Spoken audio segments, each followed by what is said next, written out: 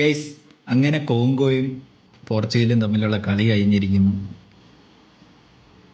As usual റൊണാൾഡോയ്ക്ക് ഇതുവരെയായിട്ട് ഒരു പന്ത് അവിടെ തട്ടാൻ പോലും കൊടുത്തിട്ടില്ല.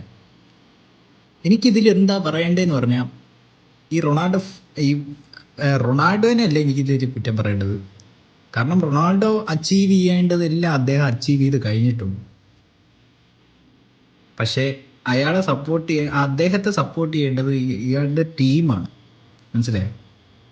അപ്പം football is not an individual game, it's a team game.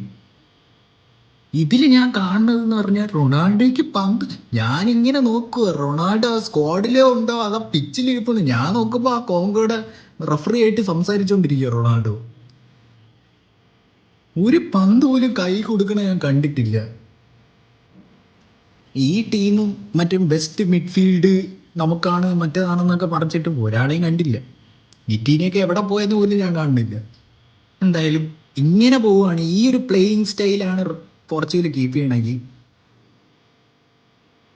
ഈ ടൂർണമെന്റ് ഭയങ്കര പാടായിരിക്കും അടിക്കാൻ.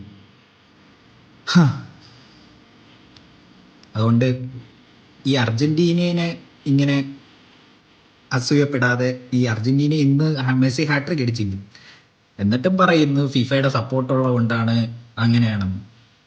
ഇതിലൊന്നും മറുപടി പറയാൻ നമുക്ക് ഒന്നുമില്ല. അവരുടെ ആ ഒരു ഗെയിം എടുത്ത് കണ്ടാൽ മതി. അവർ കളിക്കുന്നതിന് പറഞ്ഞാൽ മെസ്സിക്ക് വേണ്ടി തന്നെയാണ്. അങ്ങനെ വേണം കളിക്കാൻ.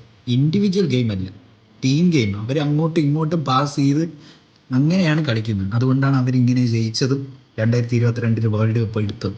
അല്ലാതെ അവിടെ ഫിഫ പ്രസിഡന്റ് വന്ന് മെസ്സിക്ക് കപ്പ് കൊടുത്ത് മെസ്സിക്ക് ഒരു കപ്പ് എന്ന് പറഞ്ഞ് എങ്ങനെ കൊടുത്തതല്ല. അതുകൊണ്ട് ഗ്രോ അപ്പ്, ഓക്കെ.